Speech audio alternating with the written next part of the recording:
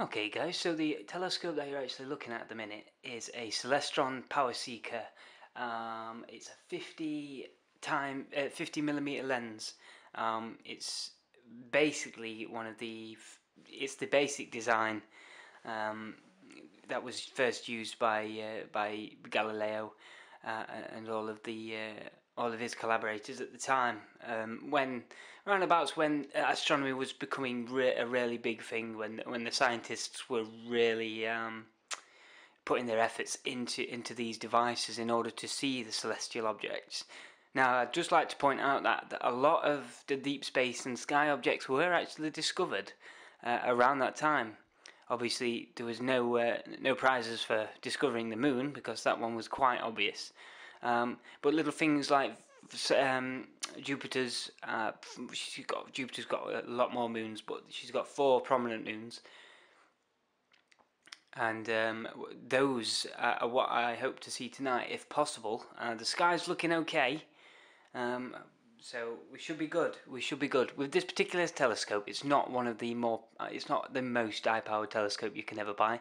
It is a budget telescope, but that's not to say that it won't allow us to get really good views of the sky. Like I said, I've seen a lot of detail through this very telescope, and I rate it quite highly.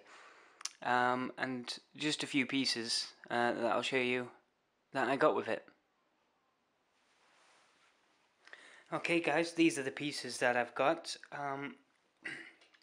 Not a great deal, but more than enough for your budding amateur astronomer. First off, what you're going to get is these eyepieces. Now, this particular one is my favourite. It is let me get that into focus.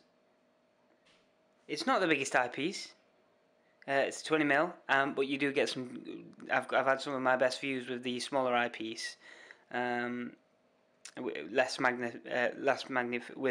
eyepiece with less magnification on it. I've had some of the best views. The medium one, which is absolutely fantastic for viewing planets, etc. Literally plug in and play. This one, however, is far too strong. I don't understand why they actually ship this with the telescope, because in my opinion this magnification is just too great. The telescope cannot gobble enough light up in order for this to magnify it enough for it to be a clear object in the sky. But not bad if you've got a really clear night.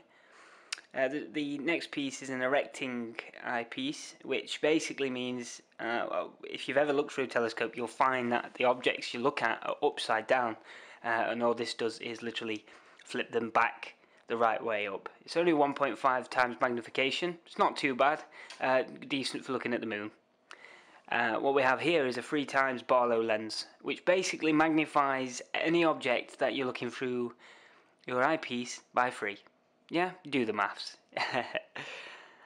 This is really quite good when used with either of these two. You get some impressive magnification, and the telescope provides a beautiful amount of light in order for you to magnify the object in the sky.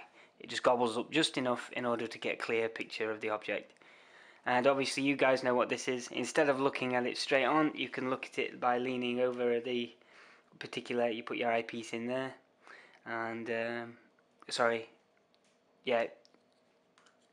put your eyepiece in there, it slots on the telescope, and it allows you to view downwards. It's it makes viewing a lot more comfortable at night, especially when it's cold. You don't want to be bending over too much, so that allows just that little bit more comfort. And so that's the collection you get with the Celestron Power Seeker. And now guys, it's starting to drop dark, and hopefully pretty soon we might be able to start getting some pictures. And if not, we can either go one of 2 ways. If I can't get any pictures of the moon and any of the other space objects, we can do some good old Whisper Facts videos for you. And if we do manage to get some pictures of the moon, etc., and the stars, we'll chuck in a Space Facts Whisper as well. So it's a win-win. So stay tuned, guys. and we'll check back later for more.